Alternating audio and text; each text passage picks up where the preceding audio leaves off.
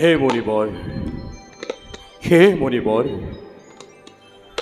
অভিমন্যুর পুত্র বিষ্ণুনার পরীক্ষিত প্রতি নমস্কার করিব গ্রহণ। মেঘয়া করি করি আহিছিল এই অরণ্যর মাঝে, বুকে পিয়াহত আজি অন্ত কণ্ঠ শুকাই মই একেবারে ভাগৰুৱা হৈ পৰিছো। সেইভাবে মোক অলপ জল কৰ প্ৰদান, অলপ জল কৰ প্ৰদান।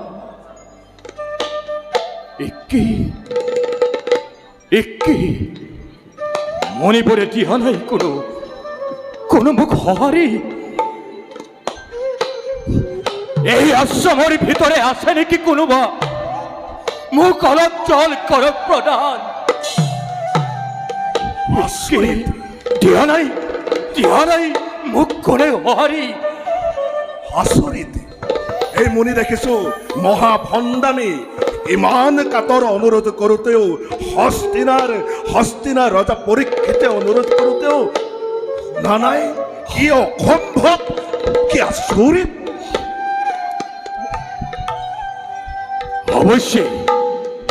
অবশ্যই এই মুনিৰ শাস্তিৰ যোগ্য। এই মুনিয়ে এই ৰজাক সন্মান কৰিব নাজানে। ইমান কাতৰে চিঞৰিছো, মুখত আঁতৰ হৈ পৰাৰ, তথাপিতো একো নিদিলে সঁহাৰি। কি কৰো? এই মুনিবোৰক নিশ্চয় উচিত শাস্তি কৰিব প্ৰদান।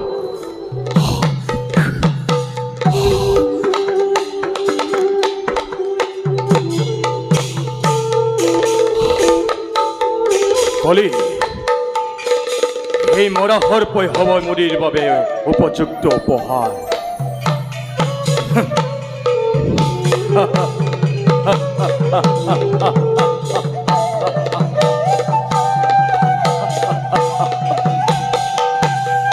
তোমার উপযুক্ত উপহার এই মরা সর্প পিন্ধি মৃত কল্টরে থাকা তুমি।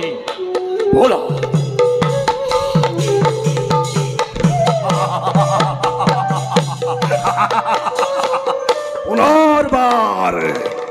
পুনর্বার কলের মহাত্মময় করিল প্রসার। আজির পরা হস্তিনাপুর অন্যায় অবিচার ব্যভিচার। আজির পরা কেবল অন্যায় অত্যাচার ব্যভিচার আরম্ভ হব হস্তিনাপুরের প্রতি ঘরে ঘরে।